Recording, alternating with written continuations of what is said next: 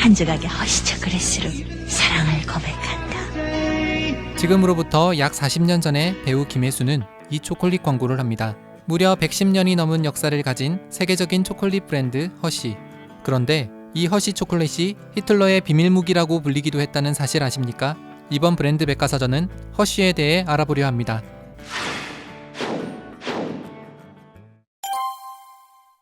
(1857년) 미국 펜실베니아주에 있는 데리 타운십. 이곳은 기독교 교단 중 하나인 메노나이트 신앙을 가진 공동체가 모여 살고 있었습니다. 그들 중에는 스위스와 독일 출신의 헨리 허쉬와 파니 스네이블리 허쉬 부부도 있었습니다. 그리고 1857년 9월 13일 허쉬 부부 사이에 한 남자아이가 태어납니다. 이 아이의 이름은 밀턴 스네이블리 허쉬. 훗날 초콜릿의 대명사 허쉬 초콜릿을 만든 인물입니다. 밀턴은 힘든 어린 시절을 보내야 했습니다. 허쉬 부부가 처음 결혼할 당시만 해도 밀턴의 어머니 파니에게는 약간의 자본이 있었고 이 자본으로 아버지 헨리가 사업을 할 수 있도록 도왔습니다. 하지만 헨리가 여러 번 사업을 말아먹게 되면서 허쉬 가정은 가난에 시달리는 지경에 이르게 됩니다.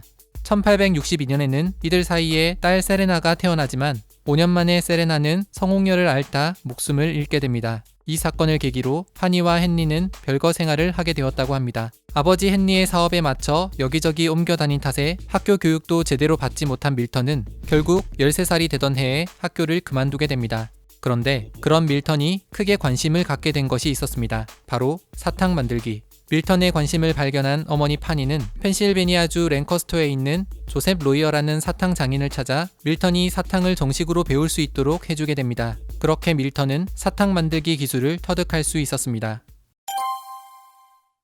1876년 조셉 로이어에게 4년간 사탕 만들기 기술을 전수받은 밀턴은 자기 사업을 하고 싶다는 생각을 하게 됩니다. 밀턴은 어머니 파니의 동생 마티 이모에게서 $150를 빌렸습니다. 그리고는 필라델피아의 중심부로 가서 사탕 가게를 오픈하게 됩니다. 평소에 엄격했던 어머니 파니에게서 성실함을 배운 밀턴은 사탕 가게를 최선을 다해 운영했지만 사업의 성공은 그렇게 쉽게 되지 않았습니다. 한편 아버지 헨리는 새로운 사탕 캐비넷을 밀턴에게 제안했고 밀턴은 어려운 상황에서도 아버지에게 그 새로운 사탕 캐비넷에 대한 특허까지 구입했다고 합니다. 그러다 결국 1881년 사탕 가게는 파산하고 말았습니다. 그리고는 헨리가 거주하고 있던 콜로라도주 덴버로 가서 지내게 됩니다. 밀턴은 아버지에게 도움받은 것은 별로 없었지만 늘 아버지에 대한 마음을 간직하고 있었던 것 같았습니다. 그런데 그 시기 밀턴은 덴버에서 신선한 우유를 이용해서 카라멜을 만드는 방법을 배우게 됩니다. 또한 카라멜은 한번 팔리면 대량으로 팔린다는 것도 알게 됩니다. 밀턴은 카라멜이야말로 틀림없이 성공할 수 있을 것이라 생각했습니다. 그래서 이번에는 시카고에 자리를 잡고 카라멜 가게를 오픈했습니다. 밀턴의 예상대로 카라멜이 제법 팔리며 드디어 사업이 성공하는 듯 했습니다. 하지만 그 성공은 그리 오래가지 못했습니다. 시카고의 카라멜 가게가 3년 만에 문을 닫게 된 것입니다. 밀턴은 포기하지 않고 뉴욕으로 가서 또 한 번 카라멜 가게를 오픈하지만 역시나 망하고 말았습니다. 그럼에도 불구하고 아버지 헨리에게 사업을 하려는 DNA를 물려받았는지 1886년 다시 펜실베니아주 랭커스터로 돌아온 밀턴은 은행에서 대출을 받아서 카라멜 가게를 차리게 됩니다. 그러던 어느 날 영국에서 온 한 남자가 밀턴의 카라멜 가게를 찾아왔습니다. 그는 밀턴이 신선한 우유로 만든 카라멜 사탕 하나를 맛보고는 그 맛에 완전히 매료되고 말았습니다. 밀턴이 카라멜 사업을 시작했던 이유가 카라멜은 한번 팔리면 대량으로 팔린다는 것이었는데 역시나 이 남자는 영국에서 팔 만큼의 엄청난 양을 주문했습니다. 이 주문이 얼마나 큰 건이었던지 밀턴은 은행 대출을 다 갚고도 남을 돈을 벌었다고 합니다. 그렇게 성공적으로 자리 잡은 밀턴의 카라멜 공장은 1890년대 초 무려 1,400명의 직원을 거느린 큰 기업이 되어 있었습니다.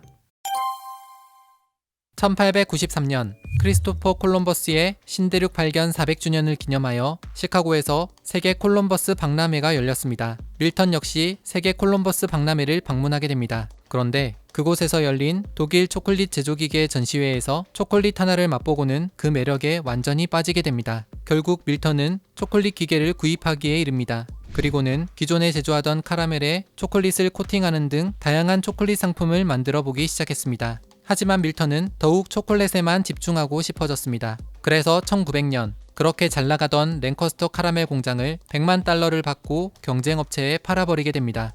이후 밀턴은 자신의 고향 데리 타운십으로 돌아와서는 새로운 공장을 짓기 위한 넓은 농지를 인수했습니다. 하지만 그가 곧장 공장을 세운 것은 아니었습니다. 사실 그는 초콜릿에만 집중하면서 꼭 개발하고 싶었던 것이 있었습니다. 바로 밀크 초콜릿. 당시 밀크 초콜릿은 네슬라가 있던 스위스에서만 유일하게 공급되던 값비싼 고급 제품이었습니다. 밀크 초콜릿을 만들기 위해서는 우유와 설탕, 카카오를 적절한 비율로 섞어야 했는데 스위스에서는 그 황금 비율을 철저히 비밀로 유지했기 때문입니다. 그래서 당시의 밀크 초콜릿은 부유층만의 전유물이었습니다. 그런데 밀턴은 밀크 초콜릿을 일반 대중에게 공급할 수 있다면 정말 대박날 것이라는 생각을 하게 된 것입니다. 그렇게 밀턴은 우유, 카카오, 설탕을 가지고 열심히 연구하며 최상의 밀크 초콜릿 제조 비율을 찾기 위해 노력했습니다. 결국 3년의 연구 끝에 그는 자신만의 밀크 초콜릿 레시피 개발에 성공합니다. 그리고 1903년 3월 2일 세계에서 가장 큰 초콜릿 공장을 짓겠다는 다짐으로 데리타운십에 공장 건설을 시작하게 됩니다. 밀턴이 고향으로 돌아온 이유는 또 하나 있었습니다. 그가 사들인 농지 주변에는 소를 키우는 농장이 많이 있었기 때문에 대량의 밀크 초콜릿을 생산하기 위해 필요한 신선한 우유를 아주 손쉽게 구할 수 있었습니다. 밀턴 허쉬의 초대형 최신식 초콜릿 공장은 2년 만에 완공되었고 곧 밀크 초콜릿의 생산이 시작되었습니다. 그렇게 초기에 생산된 제품이 밀크 초콜릿바 허시스바입니다. 밀턴이 기대했던 대로 허쉬의 밀크 초콜릿은 무서운 속도로 판매가 되기 시작하더니 급기야 미국 전 지역에서 판매되는 최초의 제품이 되어버렸습니다. 밀턴이 초콜릿 사업으로 초대박이 날 수 있었던 비결에는 대량 생산이라는 전략이 있었습니다. 당시 밀크 초콜릿은 꽤 비싼 제과 제품이었지만 밀턴이 초대형 최신식 공장을 짓고 대량으로 초콜릿을 생산하면서 단가를 낮출 수 있었기 때문입니다. 덕분에 사람들은 비교적 저렴하게 달콤한 밀크 초콜릿을 맛볼 수 있었습니다. 허쉬의 대표적인 초콜릿인 허쉬 키세스도 그렇게 탄생한 제품입니다. 사실 1894년 펜실베니아에 있는 윌버라는 또 다른 초콜릿 공장에서 윌버버드라는 눈물방울 모양의 초콜릿이 출시되었습니다. 하지만 윌버버드는 대량 생산 시스템으로 제조된 것이 아니라 특수 제작한 몰드에 녹인 초콜릿을 짜내어 굳혀서 만드는 방식이었습니다. 때문에 바닥에 윌버라는 무늬도 새겨져 있었습니다. 그런데 밀턴이 윌버버드를 참고했는지는 알 수 없으나 어쨌든 허쉬사는 눈물방울 모양의 초콜릿을 대량으로 생산할 수 있도록 컨베이어 벨트와 노즐을 이용하여 기계를 만들게 됩니다. 또한 초콜릿을 손에 쥐고 싶어하는 고객의 심리를 꿰뚫고 초콜릿 하나하나를 포일로 개별 포장하는 방식을 도입했습니다. 다만 초기에는 직원들이 한 땀 한 땀 수공업으로 포장했습니다. 그러다 1921년 키세스 전용 포장기계가 만들어지면서 자동화로 전환되었습니다. 키세스라는 이름이 어떻게 탄생했는지는 아직도 확실하지 않습니다. 허쉬사에서도 제대로 밝히고 있지 않기 때문입니다. 초콜릿 노즐에서 컨베이어 벨트로 초콜릿이 나올 때 키스 하는 소리가 나서 그렇게 지어졌다는 소문도 있지만 전문가들은 그보다 당시 한입 크기의 캔디 조각을 키스라고 불렀던 것에서 유래했을 것이라 추정하고 있습니다. 키스라는 단어가 보편적인 단어였기 때문에 키세스는 무려 94년 동안 상표 등록도 하지 못한 채 판매되었습니다. 그러던 2001년 허쉬사는 미국인들을 대상으로 대규모 설문조사를 실시했다고 합니다. 상표권을 따내기 위해서 키세스 이꼴 허쉬 초콜릿이라고 인식되는지 확인하기 위해서였는데 덕분에 법원은 허쉬사가 키세스라는 단어를 독점적으로 쓰도록 허용했습니다. 한편 1962년 허쉬 키세스는 고객들에게 좀 더 재미있게 다가가기 위해서 특별한 포장을 도입하게 됩니다. 평소에 은색 포일로 포장되던 키세스가 크리스마스 시즌을 맞이하여 빨강과 녹색 포일로 변신한 것이었습니다. 1986년 발렌타인데이 시즌에는 빨강과 핑크색 포장의 키세스가 생산되었습니다. 뿐만 아니라 다크, 아몬드, 카라멜, 민트, 체리, 쿠키 등 다양한 맛의 키세스는 저마다의 무늬와 색상을 가진 포장을 사용하여 아주 다양한 디자인의 키세스가 생산되고 있습니다. 2007년에는 어마어마한 것이 등장하는데 키세스 100주년을 기념으로 무려 3540파운드의 초대형 키세스 메가키스를 만들어 전시한 것입니다. 이 초콜릿은 세계에서 가장 큰 단일 초콜릿으로 기네스북에 올라 지금도 여전히 기록을 유지하고 있습니다. 허쉬의 키세스는 지금까지도 전 세계 많은 사람들의 사랑을 받고 있으며 펜실베니아 허쉬 공장의 키세스 생산 시설은 24시간 연중 무휴로 매일 8천만 개 이상의 키세스를 생산한다고 합니다. 1898년 밀턴은 뉴욕의 한 사탕 가게에서 만난 캐서린 스윈이라는 여성과 결혼을 하여 행복한 가정을 만들게 됩니다. 하지만 결혼 후 10년이 다 돼가던 1907년까지도 그들에게 자녀가 생기지 않았습니다.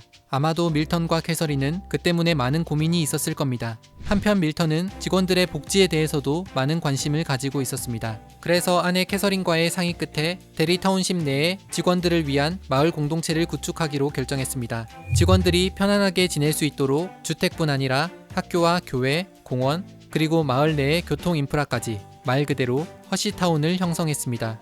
밀턴은 그 이후에도 허시타운을 더 좋은 환경으로 만들기 위해 수영장, 컨벤션홀, 놀이공원 등 다양한 문화시설을 구축하기도 했습니다.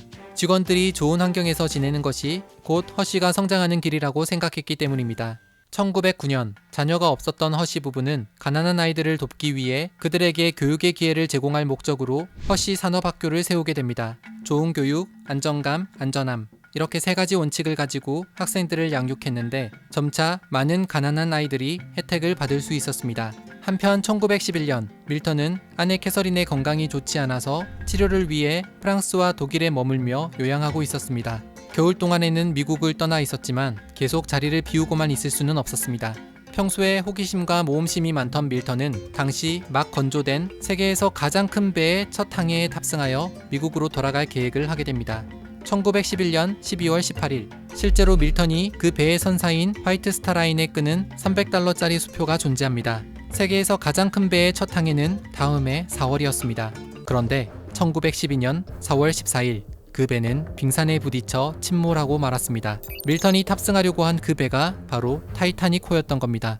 다행히 밀턴은 미국에 더 빨리 가야 할 일이 생기면서 1912년 4월 6일 독일 라이너 아메리카호를 타고 미국에 더 일찍 도착했다고 합니다. 이 이야기를 알게 된 많은 이들은 밀턴이 타이타닉을 탔다면 어떻게 됐을까 하는 생각을 한다고 합니다.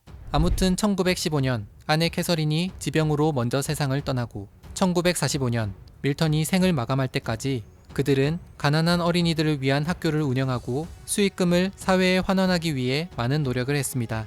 이후 1951년 허시 산업학교는 밀턴 허시 학교로 이름을 변경하게 됩니다. 지금까지도 밀턴 허시 학교는 가난한 어린이들을 위한 미국에서 가장 부유한 기숙학교로 평가되고 있습니다.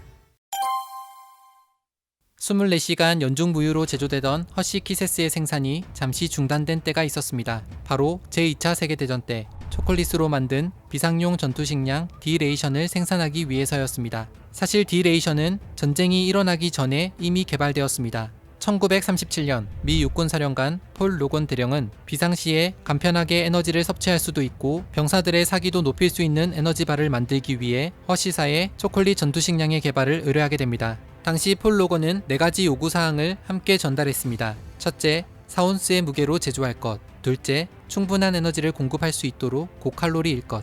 셋째, 90도씨가 넘는 고온에서도 녹지 않고 잘 견디도록 할 것. 넷째, 삶은 감자보다 조금 더 맛있을 것. 이 네 번째 요구사항은 에너지 공급을 최대치로 올리기 위해서는 병사들이 천천히 먹어야 했는데 너무 맛있게 만들면 빨리 먹어치울 것을 염려해서였다고 합니다.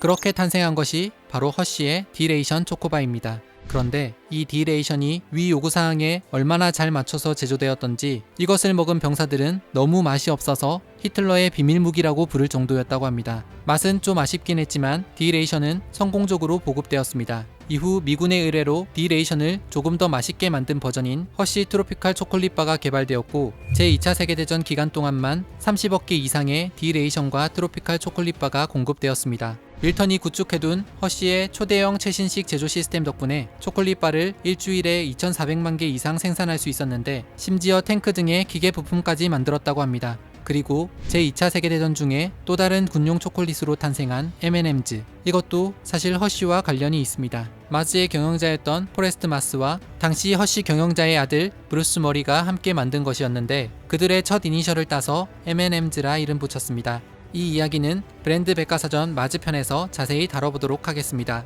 이상 허쉬 초콜릿에 대해 알아봤습니다.